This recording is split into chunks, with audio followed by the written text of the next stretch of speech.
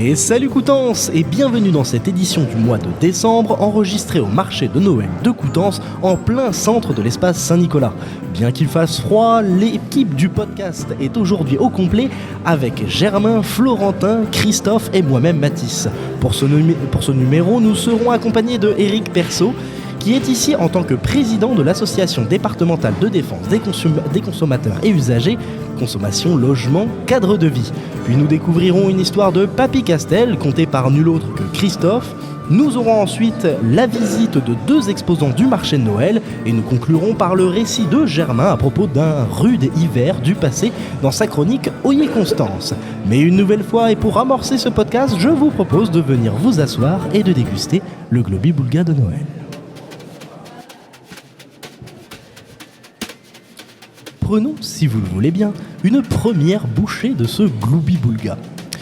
Une première mise en bouche au doux goût d'actualité avec le retour des boîtes de Noël solidaires. Et oui, le froid est revenu et on l'a bien vu avec les premiers flocons tombés en début de semaine et les premiers touchés par les températures, ce sont ceux qui n'ont pas la chance d'avoir un toit. Heureusement, la Croix-Rouge et la Maison du Pays de l'Essai vous invitent donc à les aider en remplissant une boîte de choses et d'autres, telles que de la nourriture, des vêtements et même un petit mot pour réchauffer leur cœur. Qui dit décembre dit Noël et par conséquent marché de Noël et autres événements. Et à Coutances, c'est durant tout le mois de décembre que l'on peut profiter de multiples parades, spectacles de rue ou encore d'actions solidaires. N'oublions pas à cela les illuminations des villes du pays du Coutançais qui seront émerveillées, petits et grands. Prenons maintenant une deuxième bouchée de notre Globi-Boulga. Vous ne trouvez pas qu'il y a comme des saveurs de déjà-vu en ce mois de décembre ? Et oui, Noël, c'est le retour de ces moult films racontant l'histoire d'une jeune femme perdue dans sa vie qui va croiser sur son chemin son amour d'enfance, qui va lui redonner goût à la vie sous une neige new-yorkaise teintée de magie de Noël. C'est aussi le retour des Astérix et Obélix sur la chaîne numéro 6 de votre décodeur, ou encore le retour de Whoopi Goldberg qui sauve Noël. Personnellement, je vous conseille plutôt de vous diriger vers l'étrange et de, quitte à revoir quelque chose, à revisionner quelque chose de déjà vu, regardez L'étrange Noël de Mr. Jack. Ce film en stop motion que l'on ne présente plus. Si vous voulez de la nouveauté, tout en restant dans l'étrange, le Noël de Monsieur Scrooge s'offre une nouvelle adaptation sur la plateforme de streaming Netflix réalisée par Stéphane Donnelly et qui s'avère être... Bon, je vais être honnête, personnellement, il ne me donne pas envie. Mais bon, ça reste l'histoire de Charles Dickens, donc après tout, pourquoi pas.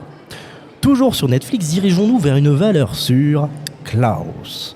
Si vous l'avez manqué, ne perdez pas une seconde et allez visionner ce chef-d'œuvre de Sergio Pablo, ayant obtenu l'Oscar du meilleur film d'animation 2019 et racontant l'histoire d'un jeune postier un peu feignant qui se voit muté sur une île aux habitants peu agréables et sur laquelle il fera la rencontre d'un grand homme à la barbe blanche et au rire significatif nommé Klaus.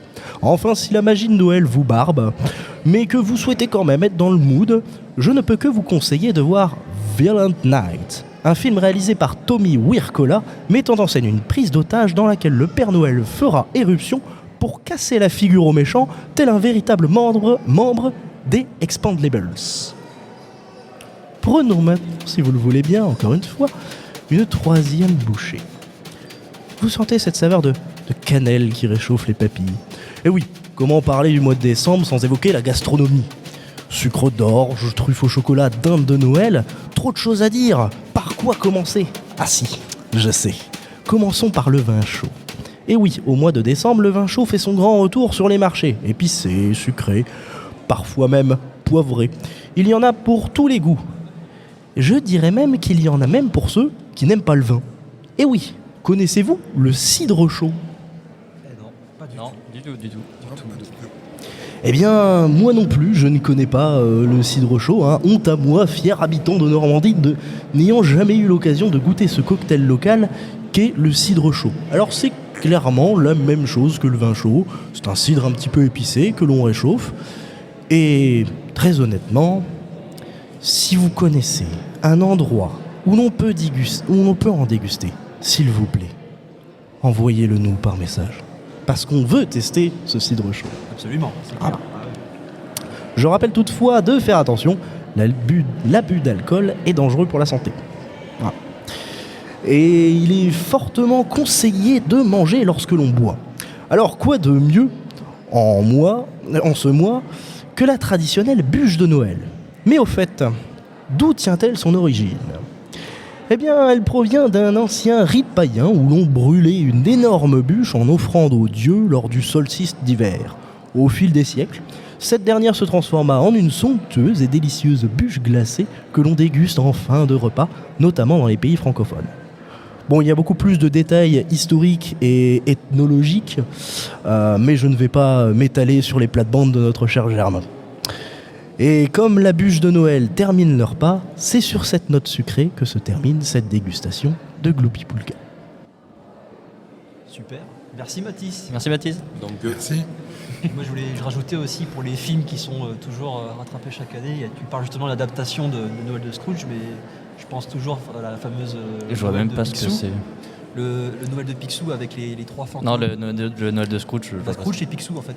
Ah d'accord. Voilà. Ok, d'accord, je savais pas. Enfin, c'est pas tout à fait le même personnage parce que je crois que c'est un humain.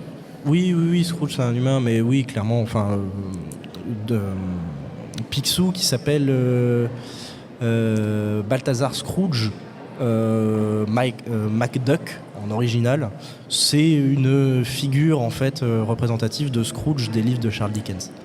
Dans l'original, c'est un vieux monsieur aigri qui ne voulait faire de Noël avec personne, Voilà. ne voulait voir personne et qui va quelque part être humanisé à la période de Noël, Voilà. par des enfants.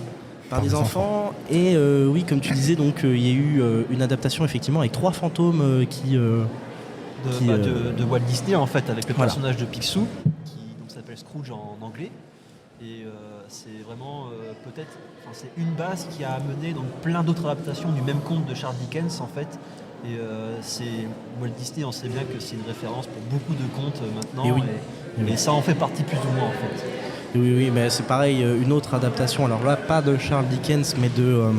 j'ai plus le nom en tête, mais il y avait le Grinch aussi, qui a le droit, là encore, à une nouvelle adaptation, etc. Enfin, il y a toujours tout un tas de classiques En animé, qui je crois, sortent. Non, la nouvelle adaptation du Grinch, c'est pas en animé, et c'est D'accord. d'ailleurs... ça va d'ailleurs être un film, je pense, assez médiocre. C'est une version horreur du Grinch, donc Ok. personnellement, ça m'attire pas plus que ça. De bas étage quoi. De bas étage, tu vois. Il inaugure donc avec nous le tout nouvel outillage de Web Radio Desunel. Eric, peut-être une petite impression? J'adore ça, et puis le faire en live dans un lieu aussi sympa comme l'église Saint-Pierre-Saint-Paul, c'est un lieu, c'est toujours un peu magique. Et puis c'est Noël, donc c'est normal, avec les lumières et puis l'ambiance. Nous sommes à cœur ouvert. Alors effectivement, comme vous venez de l'entendre avec nous, pour parler de l'antenne manchoise de l'association Consommation Logement Cadre de Vie, on a donc Eric, président de cette association, qui est là parmi nous. Donc voilà une association qu'on ne connaissait pas du tout avant de préparer l'interview. Et pour se renseigner un peu, il suffit déjà de se rendre sur la page Wikipédia de l'association nationale. On peut lire que l'association existe depuis 1952 et qu'elle a participé à plusieurs actions de mobilisation. Pour les plus récentes qui sont recensées sur la page, le CLCV a en juillet 2020 déposé un recours devant le Conseil d'État pour contester l'ordonnance du gouvernement de Jean Castex autorisant les organisateurs de voyages à proposer un avoir et de ne pas rembourser les voyages annulés du fait de la pandémie de Covid-19. En novembre 2020, elle engage une action de groupe en France contre Volkswagen dans l'affaire des homologations anti-pollution des voitures diesel. Et le mois d'après, elle combat SFR et Orange en justice pour avoir commercialisé des offres 5G sans information suffisante. Donc avec cette liste, nous comprenons bien que les missions du CLCV sont plutôt centrées sur la défense des droits des consommateurs. Alors d'abord, en évoquant seulement l'aspect national, peux-tu nous évoquer d'autres implications de l'association ? Alors le grand ADN de la CLCV est et reste, au-delà de la consommation, et le mouvement de défense des locataires. On sort là des élections des représentants des locataires chez les bailleurs qui ont lieu tous les 4 ans. Et c'est un moment extrêmement important. Il permet de porter la voix des locataires. C'est-à-dire qu'au-delà de tout le traitement de litiges qu'on a en permanence, qu'on traite avec les bailleurs, qui est aussi très important, mais on va travailler en concertation avec les bailleurs parce qu'il y a le conseil d'administration et on a en parallèle le conseil de concertation locative qui est un organe important où là on va parler d'avenir, parler de choses, pas des choses qui fâchent parce qu'on n'est pas là pour se fâcher, on est là pour construire le bien-être et l'avenir des locataires dans de bonnes conditions. Et croyez-moi, il y a beaucoup à faire. Sur ce qui est des actions nationales, on peut avoir des actions de groupe. Mais on est, nous, le maillage des structures sur tous les départements de France et d'outre-mer, la fourmi ouvrière qui permet ça. C'est-à-dire que si nous, on n'existait pas, Paris n'aurait pas grand-chose à faire. Moi, je suis dans l'association depuis 2018. On est reparti avec beaucoup de choses à faire. On est parti presque de rien, puisqu'il y a eu un grand bouleversement d'une union locale Grande Villèle. On est devenu une union départementale de la Manche. La structure est remontée, elle fonctionne. Bien. Maintenant, aujourd'hui, on manque de bénévoles. Mais il faut se rassurer, parce que toutes les associations que je rencontre un peu partout dans le département, et il y en a beaucoup, on a tous le même problème, c'est des bénévoles vieillissants et on n'a pas la relève. Alors surtout nous on est un peu plus compliqué parce ça dépend des actions qu'on mène, on a des actions du bénévolat de compétences. Alors bien entendu, on n'est pas apte à traiter des litiges, à part si on a un passé professionnel qui amène des choses là. Maintenant on apprend, on forme, on accompagne et je laisse jamais quelqu'un démarrer en tout seul dans une permanence. Le compagnonnage pour moi c'est indispensable. Et effectivement, on n'est jamais seul, on essaye on a moins de problèmes, on est en équipe, on échange, chacun amène ses expériences aussi, c'est ça qui fait la richesse d'une association. Il ne faudrait pas avoir peur de se lancer du coup en tant que bénévole. Non, faut pas parce que alors après c'est du temps. Alors moi je dis aussi qu'on est dans un monde, la monde de défense du consommateur, du locataire. C'est quand on rentre dedans, je parle pour moi, mais on est dans l'écoute, dans l'empathie. Alors bien entendu, il y a des cas plus difficiles que des autres. Dans les ADN de l'association, on a la casquette consumériste, défense du consommateur, on a la casquette de défense des locataires, mais on a aussi des outils, on est agréé en éducation populaire. Ça veut dire que la prévention, l'information, c'est pour ça que moi les émissions de radio, je suis fan, parce que il y a des messages à passer pour aller dans les écoles, faire de l'éducation auprès des jeunes. On a un agrément de santé, donc on peut être aussi représentant. Ceux qui sont particulièrement intéressés par la santé, ils peuvent venir chez nous comme bénévoles pour être représentants des usagers.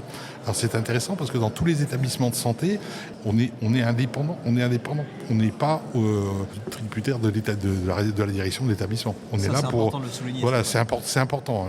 L'indépendance, on est nommé directement par l'ARS dans les établissements de santé, donc c'est des rôles importants. Moi, je dirais que à 60 ans, je suis dans la catégorie jeune. Jeune retraité, parce qu'effectivement, il faut du temps. Quand on prend la présidence d'une association comme ça, il faut du temps. Je dirais qu'aujourd'hui, j'en fais peut-être plus que quand je travaillais. C'est parce que ça demande un C'est plus investissement. difficile en étant actif de... Alors en étant actif, on peut faire des choses, mais tout est adaptable parce que voilà. Mais bon, on peut traiter du dossier, pas forcément en étant en permanence. Enfin, on peut dispatcher du travail parce que aujourd'hui, on peut constater, et je le constate encore plus que ça, on consomme de l'association, on consomme du service.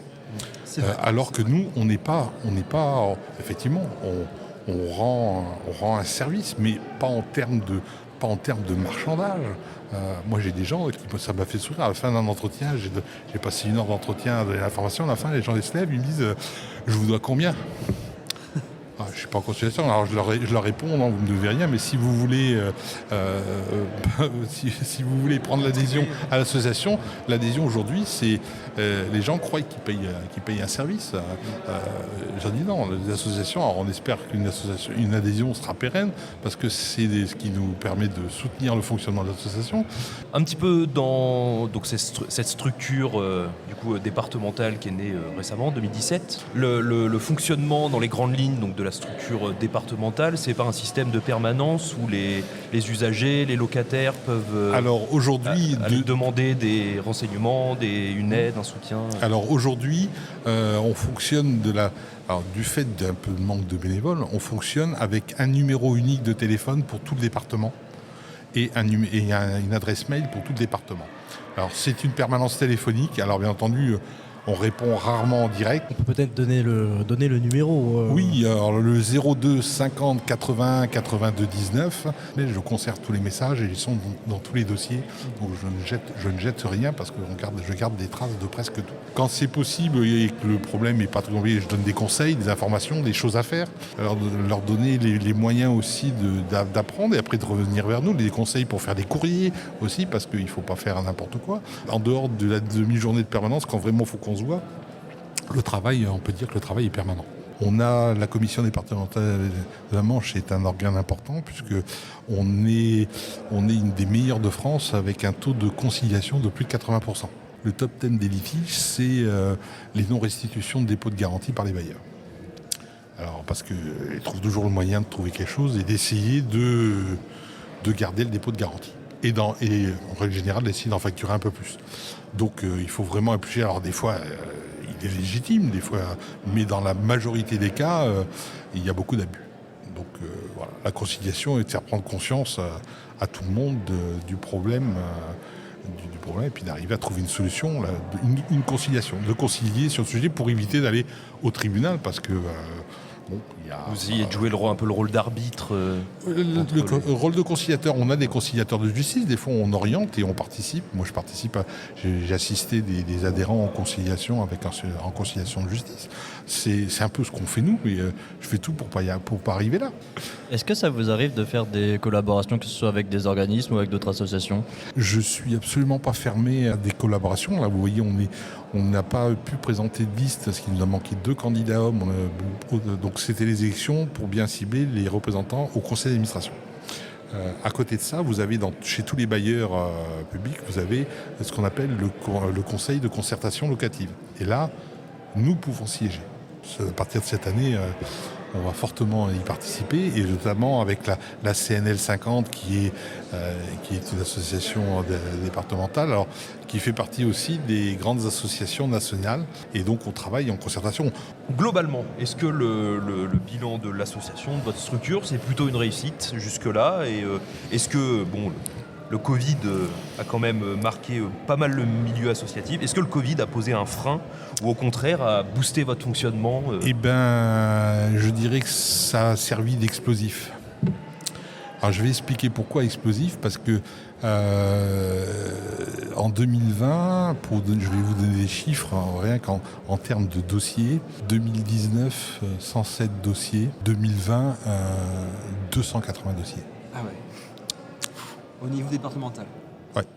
C'est impressionnant. Alors, j'ai un semblant d'explication, mais ce qui s'est passé, le Covid a mis tout le monde chez soi, a confiné tout le monde chez soi. Et finalement, les gens confinés chez soi se sont aperçus des conditions de vie dans lesquelles ils étaient, de tous les problèmes, parce que quand vous travaillez, vous rentrez chez vous, vous couchez, donc vous vous occupez pas. Et là, les gens se sont retrouvés chez eux face à leur logement, je vais parler logement, et aux problèmes qu'ils avaient dedans. Plus sujet à réflexion, forcément. Plus sujet à réflexion, introspection, à se dire et à chercher l'information. Est-ce que ça c'est normal ? Est-ce que ça c'est normal ? Donc, voilà, donc l'explosion 2020, au contraire, c'était un boost. Alors bien entendu, là c'est téléphone, internet. Ah bah oui, là. Heureusement, j'avais racheté un bon fauteuil parce que c'est...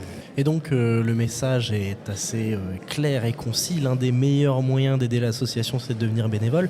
Mais y a-t-il d'autres moyens aussi d'aider cette association dans ce combat ? Pour aider l'association, alors chez les locataires, on aimerait bien un peu devenir bénévole, mais ça peut être un peu moins prenant en étant quand vous êtes dans un immeuble, devenir référent des locataires dans l'immeuble.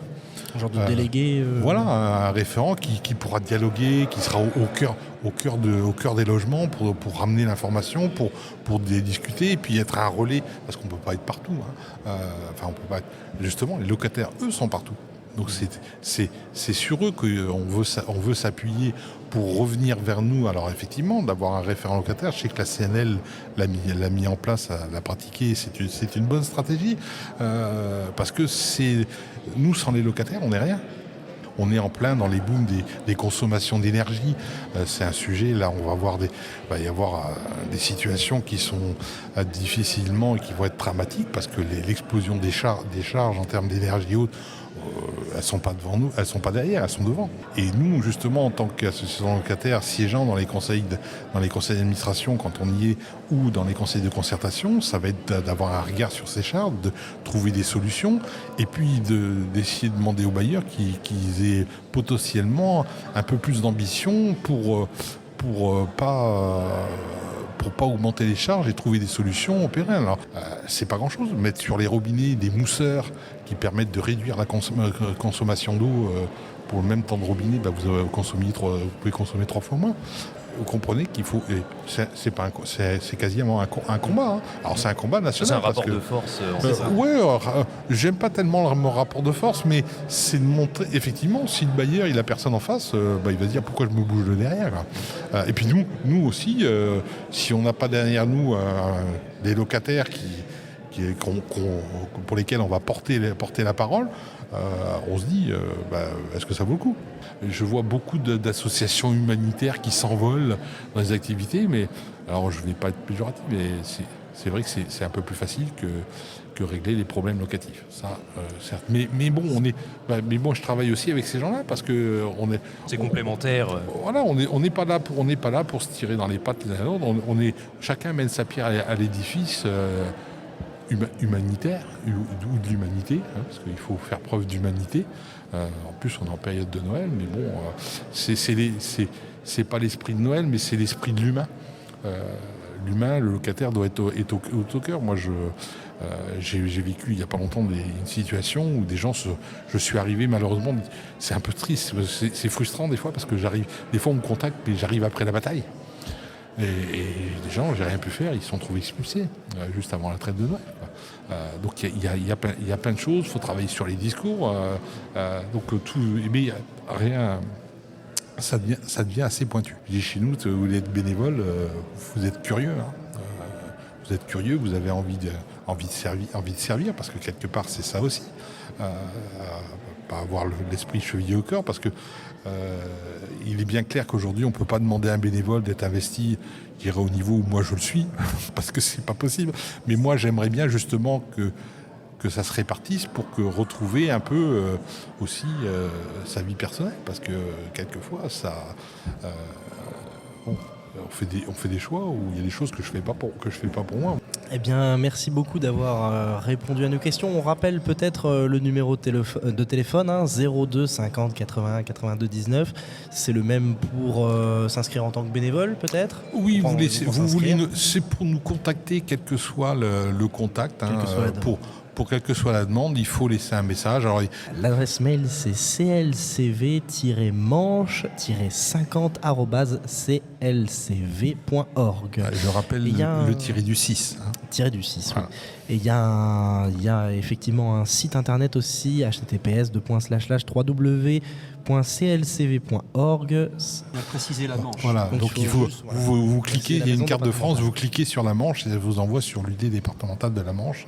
Et surtout, n'adhérez pas sur le site national parce que vous ne seriez pas adhérent de l'UD 50. Merci beaucoup d'avoir répondu à nos questions. Voilà. Tout de suite, nous retrouvons une nouvelle histoire de Papy Castel. Sinon, merci de m'avoir invité et je vous souhaite de joyeuses fêtes de Noël ainsi qu'à vous et tous les auditeurs. Merci de votre invitation. Merci. Au revoir. Papy, papy, papy, papy, papy. Oh, oh, oh, joyeux Noël les enfants. Tenez, voici les cadeaux que Papy Noël vous a apportés. Oh oui, des cadeaux, des cadeaux. Tenez, les voici, et joyeux Noël. Ouais. Quoi ? Mais c'est quoi ces cadeaux ? Mais j'ai eu un... C'est quoi, papy ? Ça s'appelle un préservatif, mon petit. Mais ça sert à quoi ? Demande à ton père. Papa, il est mort ? Oh, et puis t'es chiant avec tes questions. Avec toi, il y a toujours quelque chose qui va pas de toute façon. Et moi, j'ai eu un rasoir. Mais je suis une fille, papy. Oh, mais tu sais, ça pousse vite ces bêtes-là, ma petite fille. Mais j'ai encore le temps pour ces choses-là, papy. Oui, mais n'oublie pas que tu es portugaise. Alors tu en auras besoin bien assez vite, crois-moi. Mais je vois que le Papa Noël vous a bien gâté encore cette année. Ah, ça en rappelle des bons souvenirs à ce bon vieux papy. Je vous raconte? Bon bah, des fautes... Bon cadeau, oui, pourquoi pas. Vas-y, on t'écoute, papy. Laissez-moi vous conter le stage qu'a fait papy dans un magasin de croquettes et autres conneries pour animaux. Ah bah, je comprends mieux les cadeaux. Ça suffit, on se tait, on écoute papy. Mais avant de commencer mon histoire, laissez-moi vous montrer la pub pour laquelle j'ai contribué lors de mon stage. Dis-moi, petit grain de riz, tu es bien sûr de ce que tu m'as écrit là? Ouais, vas-y, t'inquiète, c'est ce qui berce bien en ce moment dans nos pays occidentaux. Bon ben, alors c'est parti, j'imagine. Action. Ici, chez Tong, qui fait des tongs. Que des tongs grands, des tongs petits. Tout ton et ce à petit prix, défiant tout, même celui de riz. Car, comme le dit le dicton, tu peux acheter un grain de riz, mais pourquoi acheter un grain de riz alors que chez Tong, pour 2 tongs achetés, non pas un, mais 2 grains de riz offerts. C'est pas joli ça? Alors, viens chez Tong. Mais qu'est-ce que ce n'est que ça? Et puis, je t'ai déjà dit 100 fois, un grain de riz est un grain de riz. Ne compte pas sur moi pour ne donner ne serait-ce qu'un grain de riz au client. Ni de Tong d'ailleurs. Je te rappelle qu'ici, on vend des croquettes. Mais voyons, patron, c'est le business plan. Il est parfait, voilà, je vous jure. Bon, ben, si tu dis voilà, alors je te crois. Mais tu sais ce qu'on dit? Tout travail mérite son grain de riz. Alors maintenant, retourne travailler. Oui, bonjour, messieurs. Bienvenue chez Tong. Que puis-je pour vous? Police nationale, monsieur. C'est vous, monsieur Chong? Non, moi c'est Tong. Faites pas trop le malin avec nous, monsieur Tang. S'agirait de pas trop nous prendre pour plus bête qu'on est. C'est bien comme ça qu'on dit, Patrick. Ouais, je crois bien, Francis. Mais dites-moi, humble et vénérable agent de l'ordre et de la paix, qu'est-ce qui vous amène dans mon humble échoppe? Article L 4153-1 du Code du travail. Il est interdit d'employer des travailleurs de moins de 16 ans. Et d'après ce que je vois dans l'arrière-boutique, c'est pas du jojo. Article R 232-2 du Code du travail. Les employeurs doivent mettre à la disposition des travailleurs les moyens d'assurer leur propreté individuelle, notamment des vestiaires, des lavabos, des cabinets d'aisance et, le cas échéant, des douches. Et, mon petit monsieur, au vu de l'état du sol et l'odeur pestilentielle qui s'en dégage, je pense que faut pas être un génie comme Albert et Frankenstein ou un truc dans le genre pour se rendre compte que c'était pas bien plus la règle. À quoi je peux ajouter maintes articles, notamment se situer entre les articles 227-15 et 227-28-23 du Code civil. Je continue ? Non, je pense que ça ira. Bon, eh bien, du coup, vous allez gentiment nous suivre, monsieur Ching. Allez, vous allez voir, c'est pas si horrible que ça, la prison. Et ici, je vous donne un grain de riz. Bah non, mais là, il se fout de nous, là. À tous les chefs d'accusation qui vous sont reprochés, on va pouvoir y ajouter tentative de corruption des forces de l'ordre dans l'exercice de leurs fonctions. Francis, t'es sûr que c'est bien Francis ce que tu nous dis là? Ah bah, je sais pas, mais bon, je trouvais que ça faisait quand même vachement stylé comme Et ça. 2 grains de riz. Voilà. Bon bah alors si c'est 2 grains de riz, et en plus si voilà, bon, on n'a plus qu'une chose à faire, hein. Centrale, ici steak tartare et cornet de bif. Je répète, steak tartare et cornet de bif à Centrale. Vous me recevez? Ici Centrale, je vous écoute, que se passe-t-il? Abandon immédiat des poursuites contre monsieur Chang. Il a dit voilà. Je répète, il a dit voilà. Oh non, vous déconnez. Ah si, il a vraiment dit. Bon bah, rentre au poste, qu'est-ce que vous voulez? Il a dit voilà, hein. Bon, on peut rien faire, hein. Fais chier. Bah t'inquiète Francis, on finira par les avoir. Ils sont vraiment forts, ces Italiens du Nord. Et c'est à ce moment où j'ai découvert ce qui allait être par la suite ma voie. Esclavagiste arnaqueur? Non, mon enfant, agent de police. Oh, vous auriez vu leurs fesses moulées à souhait par l'uniforme de ces deux agents des forces de l'ordre. Ah, c'était sublime. Ah, mais en fait, mais t'es gay, papy. Attends un peu que je t'attrape, petit garnement. Oh, tu vas voir s'il est gay, ton papy. Eh bien, ce sketch qui vous a été présenté par moi-même est inspiré d'un véritable article qui s'intitule Coutances, les cadeaux, c'est aussi pour les animaux, publié le 13 décembre 2022 dans La Manche Libre. Un article qui nous parle de Bruno Rollin, le gérant de Mange tes croquettes, qui est un magasin qui vend principalement de la nourriture pour animaux divers et variés. Mais pas que, parce qu'il vend aussi des cercueils et des urnes. Alors autant je trouve que les urnes étaient assez jolies, ça va, autant les cercueils, lorsque j'ai regardé les photos qu'ils ont mis sur leur site pour la première fois, je me suis demandé si le mec avait pas juste pris des planches brutes et voilà, et hop, 2-3 coups de marteau et un peu d'huile de lin et puis c'est marre quoi. C'est pas trop glauque d'avoir les deux réunis en même temps Bon, en soi, c'est pour les animaux, c'est voilà. C'est pratique. Oui, bah oui, oui. Mais bon, là, vous allez me dire, mais qu'est-ce qu'on en a à péter de toute façon, ça va finir dans un trou et après, on le verra plus. Alors, et à ça, je vous répondrai et je conclurai là-dessus sur les mots de Charles de Gaulle. Je vous ai compris. Rien à rajouter, malheureusement, ça c'est clair.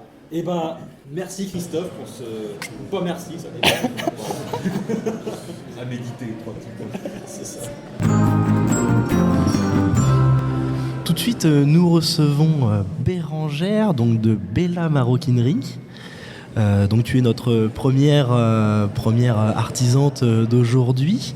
Alors, moi j'ai vu un petit peu ce que tu as fait tout à l'heure, enfin ce que tu proposes, et j'ai eu l'occasion de discuter avec toi. Donc tu es originaire de Coutances, mais tu nous viens d'assez loin, tout de suite. Pas si loin que ça, j'ai pas traversé la Loire, Non. Je me suis arrêtée à Nantes.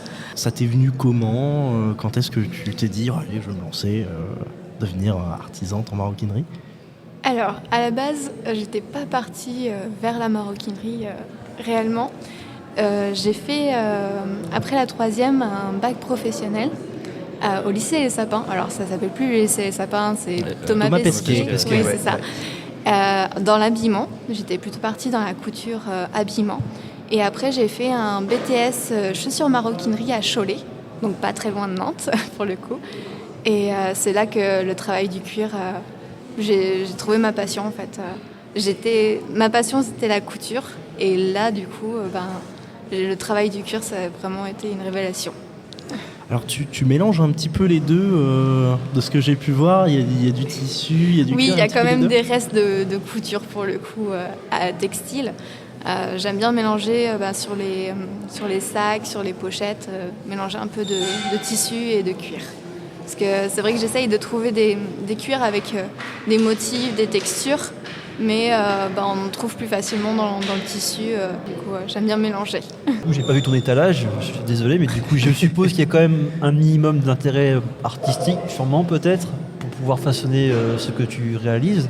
C'est quoi tes inspirations pour pouvoir réaliser des choses comme ça ? Alors, j'ai plusieurs inspirations. J'aime beaucoup le vintage. D'accord. Justement, pendant mes études au Sapin, on avait un cours qui s'appelait l'histoire du costume. Donc, on a étudié le costume de Louis XIV jusqu'à aujourd'hui. Et il y a une période précise qui m'a vraiment inspirée, c'est l'art déco. Le mouvement art déco, donc tout ce qui est graphique. Et du coup, ça se voit vraiment dans mes créations, le côté graphique. Après, il y a des voyages aussi qui m'ont inspirée. Je suis partie, par exemple, au Japon. J'adore les motifs des tissus au Japon. Je suis partie au Maroc aussi. Enfin, voilà, plusieurs voyages m'ont inspirée. Les costumes, les couleurs qu'il peut y avoir dans les paysages ou dans les costumes traditionnels. Du coup, ça aussi, ça m'inspire. Et la dernière chose, généralement, j'aime beaucoup chiner, j'aime beaucoup le vintage, en fait. Et du coup, voilà, toutes ces petites choses font que mes créations sont graphiques, colorées et avec une touche vintage. D'accord. Donc ce que j'entends aussi, c'est que peut-être que dans un futur proche, il y aura peut-être une évolution des inspirations, en fonction de ce que tu rencontres aussi, j'imagine. Oui, surtout sur les voyages. Mais c'est vrai que ça fait déjà 3 ans que je fais mes propres créations, que j'imagine vraiment mes produits de A à Z. Et en effet, il y a déjà une différence entre mes créations d'il y a 3 ans et celles d'aujourd'hui. En fait, j'affine ce côté art déco et voyage. En fait, c'est les 2 principales choses qui m'inspirent et j'essaye de combiner ces 2 choses-là. Est-ce que tu voudrais bien nous partager quel a été le déclic de te lancer dans ton activité ? Vraiment la chose précise qui te dit que tu as voulu te lancer dedans. En fait, après mes études, je suis partie en entreprise. J'ai travaillé du côté de Bayonne. Après, j'ai voulu revenir. J'étais en Bretagne après. Et un jour, j'ai eu envie de faire mes propres modèles, en fait. Parce que quand je travaillais en entreprise, je faisais les modèles de quelqu'un d'autre, pour le coup. Et il me manquait ce côté créatif. Et un jour, j'ai fait « Allez, je me lance. On essaye. » Et 3 ans plus tard. Et 3 ans plus tard, ça marche. C'est super. Tu as l'habitude de venir sur ce marché de Noël ou est-ce la première fois que tu viens en tant qu'artisan ? Justement, en fait, j'ai l'habitude de faire des marchés du côté de Nantes. Et là, c'est la première fois que je viens faire un marché en Normandie. D'accord. Alors, ça doit te changer peut-être par rapport au marché de Nantes. On imagine que c'est un marché quand même qui doit être assez important. Énorme, ouais. Je fais des très très petits marchés aussi à Nantes. Je fais partie d'une association de marchés de créateurs et on fait des fois des marchés dans des jardins où on est 7 créateurs. Donc c'est vraiment intimiste et tout. Et j'ai fait aussi des très gros marchés où on est plus de 50. Voilà, j'ai fait un peu des deux. Et pour le coup, ce qui est intéressant ici, c'est que je suis originaire de Coutances, donc j'avais envie de revenir dans ma région. Je connaissais un petit peu le marché ici, parce que j'ai grandi ici, donc je me souviens de Noël à venir justement voir les créateurs ici. Et je me souviens le lieu est vraiment super joli, surtout cette année. Ça faisait un moment que j'étais pas venue, mais vraiment quand je suis arrivée pour m'installer, j'ai fait ah oui, c'est vraiment magnifique. Il y a des efforts de fait, c'est sûr. Oui. Et du coup, ça me tenait vraiment à cœur. Ça fait 3 ans que je fais les marchés. Cette année, je fais allez, on va venir en Normandie. Donc tu y es pour toute la semaine du marché, c'est ça ? C'est ça, oui. On est arrivé le 14 et puis jusqu'au 24, 18h. Une bonne semaine. Une bonne semaine, oui. Est-ce que tu sens déjà une différence entre ce qui peut être fait ici à Coutances et ce que tu as déjà connu du côté de Nantes ? Justement, ce qui m'a poussée aussi à venir à Coutances, c'est qu'à Nantes, il y a beaucoup de marchés de créateurs. Il y en a limite un peu trop, je trouve. Les personnes à Nantes, du coup, sont habituées et je voulais justement sortir de Nantes, aller dans des endroits où les clients ont moins l'habitude de l'artisanat, de la création et justement essayer de les... comment dire pour faire découvrir, non ? Voilà, les faire découvrir, de leur montrer que l'artisanat en France est quand même... on fait de belles choses et que du coup... C'est vrai. Mais c'est vrai que j'ai cette vision effectivement que du côté de Bretagne, Loire-Atlantique, tout ça, il y a beaucoup plus d'initiatives mises en place pour les artisans et les producteurs locaux qu'il n'y a peut-être pas dans le coin, effectivement. J'ai voulu voir justement de mes propres yeux si ça... plutôt... j'ai eu un accueil assez chaleureux, donc c'est plaisant. Donc on peut te rencontrer sur les marchés. Est-ce qu'on peut aussi voir tes œuvres, ta maroquinerie, ton travail, ailleurs que sur les marchés ? Alors je suis dans des boutiques de créateurs, à Nantes, en Bretagne, à la Roche-Bernard, Oh, c'est précis. Oui. Et au Havre aussi, dans une petite boutique. Mais sinon, là, depuis peu, je viens de créer mon site internet. Ah. J'ai vraiment fait mon site de A à Z. J'ai fait une formation pour pouvoir le créer. Encore une tâche à mettre dans mon CV. On peut peut-être l'énoncer. Alors, Tout à le fait. site, c'est http.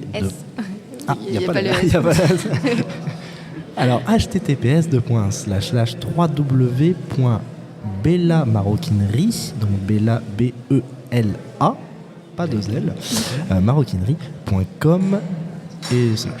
Oui. Voilà. Tu as des réseaux aussi qu'on pourrait peut-être évoquer? Alors tout à fait, du coup je suis sur Facebook et puis Instagram aussi. Voilà, donc toujours à Bella Maroquinerie. C'est ça. Je m'as évoqué tout à l'heure, hors micro, la petite anecdote sur le nom. Est-ce que tu veux en parler? Du coup c'est B-E-L-A. C'est les 2 premières lettres de mon nom et prénom, qui est Bérangère la Vieille. Voilà. Tout simplement. Tout simplement. Tout simplement, oui. Des fois, il y a des choses qui sont efficaces et voilà. Mais merci beaucoup Bah, merci d'avoir à été vous. avec nous et on te souhaite un bon marché de Noël. Oui. Bon, ça va bien se passer. Merci à beaucoup. toi, Merci. Et tout de suite, nous recevons Isabelle de Izanama Création. C'est ça, tout à fait.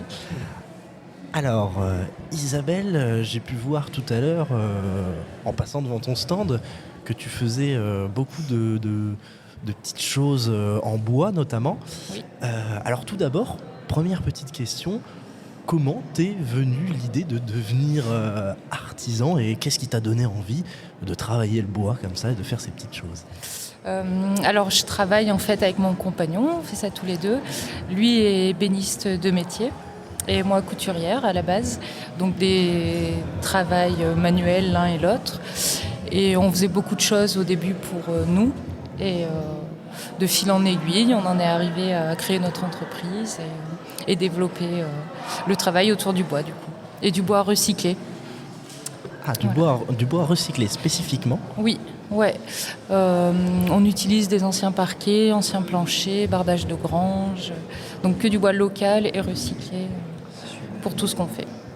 Il y a donc une envie...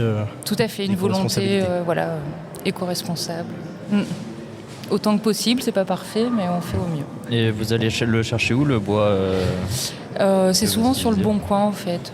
D'accord. Des gens qui retapent des maisons et qui mettent des annonces pour vendre leur bois, comme du bois de chauffage, souvent. Ok. Et on le sauve du feu.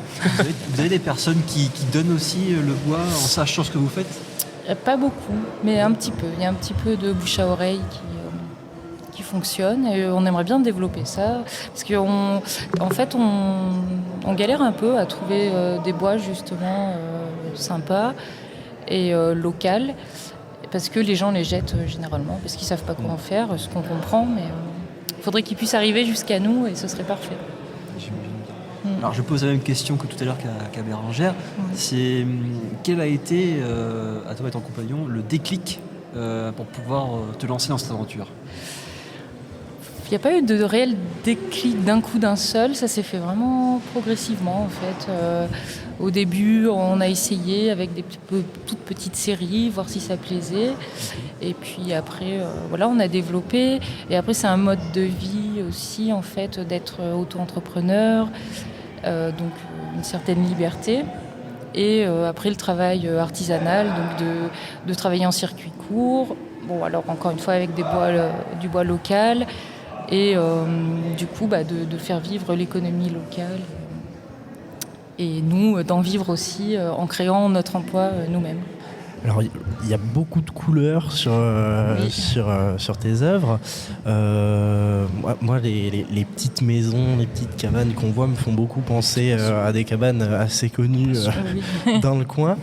Quelle a été ton inspiration? Quelles sont tes inspirations à toi C'est en fait, plus que... je vois auquel cabane vous voulez faire référence. En réalité, à la base, c'était pas vraiment voulu, c'était juste, on aimait bien l'idée de quelque chose de coloré et d'assez imaginaire.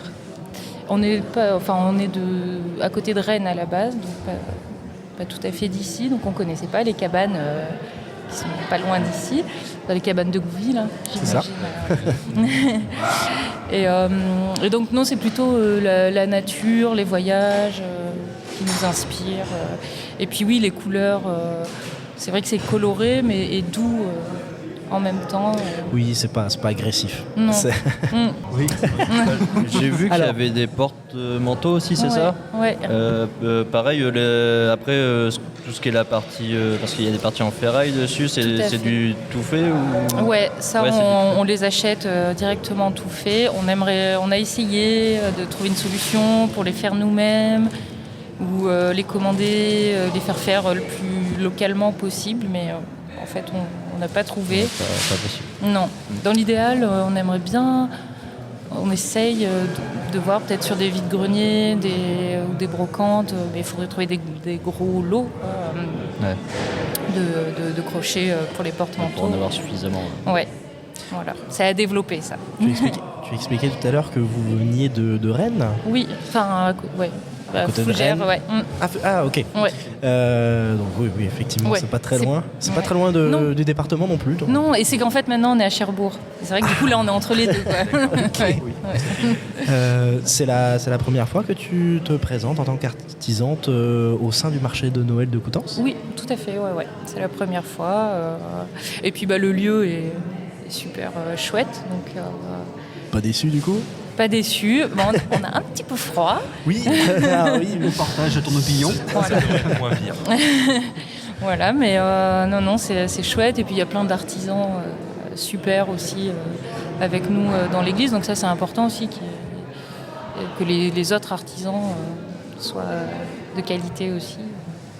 Ça contribue à avoir un beau marché. Alors, Izanama, ouais. Est-ce qu'il y a une histoire derrière ce nom? Il y a une histoire, mais je ne sais pas si elle est très intéressante, mais je vais vous dire quand même. Alors moi je m'appelle Isabelle, donc Izanama. Na, c'est ma petite sœur Nathalie, et ma mère Marie. C'est très personnel et familial, mais voilà, c'est mes racines qui m'aident à évoluer, et puis ça sonnait bien. Ah oui, complètement. Je trouvais. Ouais. Alors, on peut actuellement te voir sur le marché. On suppose que tu fais aussi d'autres marchés, mais est-ce qu'on peut voir tes œuvres ailleurs que sur des marchés?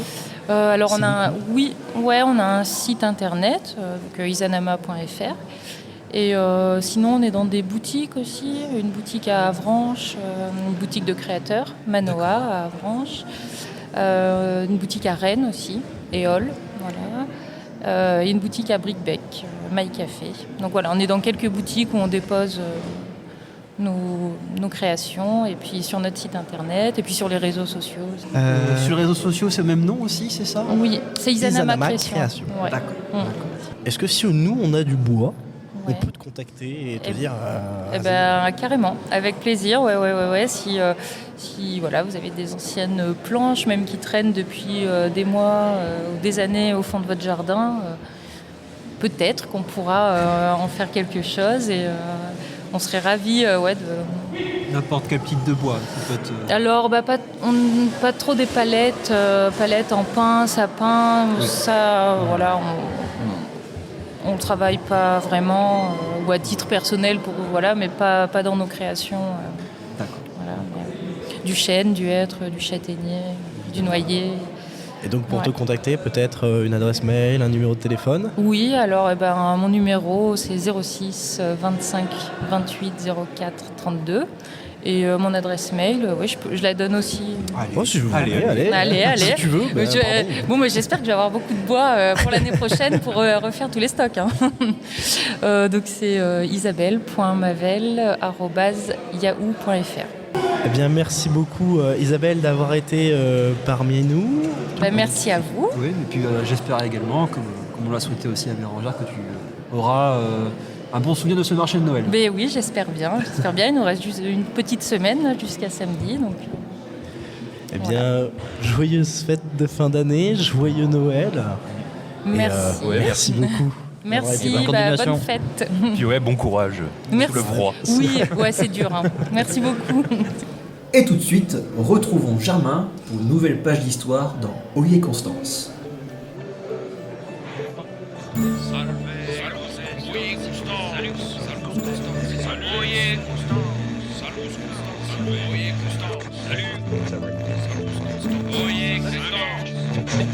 Winter is coming. L'hiver vient. Et avec lui, les artisans commerçants sur le marché de Noël, au sein de l'espace Saint-Nicolas. Sous cette température hivernale, on se couvre de laine, on boit un verre de vin chaud et on enfile ses patins à glace place du Parvis. Toute cette ambiance est un petit peu féerique, n'est-ce pas ? Mais que serait-elle dès lors que le froid et la faim menacent l'existence, dans un contexte déjà difficile ? Laissez-moi vous parler du grand hiver de 1709, peut-être l'un de ceux qui marquèrent le plus les esprits de l'Ancien Régime. Bonne année 1709. On voit enfin le bon bout de cette saleté de période. Il faut dire que depuis 2 ans, les récoltes sont pas terribles. Et 2 années de suite, ça affecte les prix. Au moins, on a pu passer 1707 sans trop d'encombre, avec les stocks des bonnes saisons d'avant. Mais en 1708, les prix ont grimpé et la chaleur de l'été a bousillé les céréales. En plus, déjà que les temps sont durs, on s'est coltiné des vagues de gel sur la fin. Il a même neigé au début de décembre dernier. Tout a fondu. Et là, il verse si bien qu'il y a de la flotte partout. Mais les températures remontent, on en est quitte de l'hiver. Voilà ce qui semble être dans la tête de beaucoup à l'aube de cette nouvelle année. Les jours passent et le 5 au soir, la veille de l'épiphanie, on se couche sous une température qui atteint presque 10 degrés. Mais au réveil, c'est le drame. On enregistre des températures inférieures à 0 partout dans le royaume. Le sol, recouvert d'eau la veille, est désormais nappé d'une épaisse couche de glace. Et c'est pas près de s'arrêter. À Ézy, dans l'Eure, le curé de la paroisse écrit: la veille du 6e de janvier de l'année 1709, jour des rois, il plut, et la gelée fut prodigieuse. Elle continua de plus en plus jusqu'au 28 du mois, en sorte qu'il n'est trouvé point d'homme par terre qui n'en eût vu de semblable, ni entendu parler, ni lu dans l'histoire. Il gelouait jusqu'au coin du feu, et le vin auprès du feu ne dégelouait qu'à peine. La rivière prit de plus d'un pied d'épée. On compouait la glace avec des cognets et autres instruments pour faire aller un des 2 moulins, et les 2 glaçons qu'on en tirouait estouaient comme des pierres de taille. Les neiges estouaient aussi prodigieuses que la gelée. Il y en avouait jusqu'aux genoux également. Cette gelée fut si forte que les chênes de 50 ans fendouaient par le milieu du tronc, en 2 ou 3. Et on les entendait dans le vieil parc, avec la forêt, faire du bruit en s'ouvrant comme des pétards. Et après la gelée, tous se refermèrent. Les volailles tombaient mortes dans leurs pouliers, les bêtes dans leurs tanières, et les hommes avouaient bien la peine de s'échauffer, surtout la nuit. Plusieurs brûlèrent ici leur lit pour les échauffer. Pour dire une messe basse, il fallut 2 réchauds, un proche du calice et l'autre des burettes. De l'eau bien chaude pour faire l'eau bénite. J'ai vu mes paroissiens à l'église, ayant tous les cheveux et la barbe toute blanche, et leur haleine qui glaçouait en sortant de leur bouche. La plupart des vignes furent gelées, le vin fort rare pendant 3 ans, le cidre devient rare aussi. Les pauvres n'avouaient plus que la peau sur les os. Pendant au moins 5 semaines, en Normandie, la température oscille entre 0 et moins 20 degrés, et le peu qui avait fondu se retrouve gelé par une nouvelle vague de froid à la fin du mois de janvier. Le décor est apocalyptique. Le froid arrive aisément à rentrer dans les abrications, et malgré la proximité de la cheminée, la moindre goutte d'eau gèle. Dans ces conditions de froid extrême, être dans son lit est souvent le seul moyen d'être dans un endroit chaud, bien qu'on se lève le matin avec de la glace au niveau de la bouche. Les horloges sont détraquées par le froid, et même le vin et l'eau de vie sont gelés. Rendez-vous compte, le vin et l'eau de vie aussi. Sans compter que le pain est tellement solidifié qu'on doit le couper à la hache. Jetez un œil à l'extérieur et tout est gelé. Les arbres se fendent, les cloches des églises sont brisées, le bétail est parfois retrouvé mort frigorifié. Avec tout ce froid, les puits sont couverts d'une épaisse couche de glace de plusieurs dizaines de centimètres, tout autant que les cours d'eau sur lesquels on peut parfois marcher sans que la glace ne se fissure. On sait que la Seine est l'or de gel, et c'est certainement le cas pour la Soule, la Sienne ou l'Ay. Il faut dire que les contemporains sont sidérés par les événements, et on trouve plusieurs témoignages dans des endroits et de la part de personnes inhabituelles. Les curés de paroisse sont plusieurs dans le royaume à rédiger des paragraphes entiers sur le sujet dans leurs registres paroissiaux, c'est-à-dire dans un cahier destiné à lister les baptêmes, mariages, sépultures, soit une sorte d'état civil. Des prêtres prennent des notes sur ce qu'on nomme le grand et le terrible hiver de l'an 1709. Bien qu'on dispose de très peu de sources sur le Coutançais, des archives départementales qui partent presque totalement en fumée, ça se ressent, nul doute que les événements qui concernent la France, voire l'Europe entière, touchent tout autant le Cotentin. Dans des mémoires d'un anonyme de Lisieux, ce dernier indique que « Cette année 1709 est fameuse par la rigueur de son hiver qui fit mourir la plupart des arbres, des animaux et des oiseaux. Cet hiver fut suivi d'une cherté extrême. » Des semaines de température glaciale, parfois jusqu'au mois d'avril, ont des conséquences désastreuses sur long terme. On peut déjà compter les inondations et les débâcles causés par la fonte des glaces sur les cours d'eau, comme c'est le cas sur l'Orne. Aussi, repensez aux arbres qui se fendent, comme des arbres fruitiers, au bétail qui meurt et au sol qui gèle.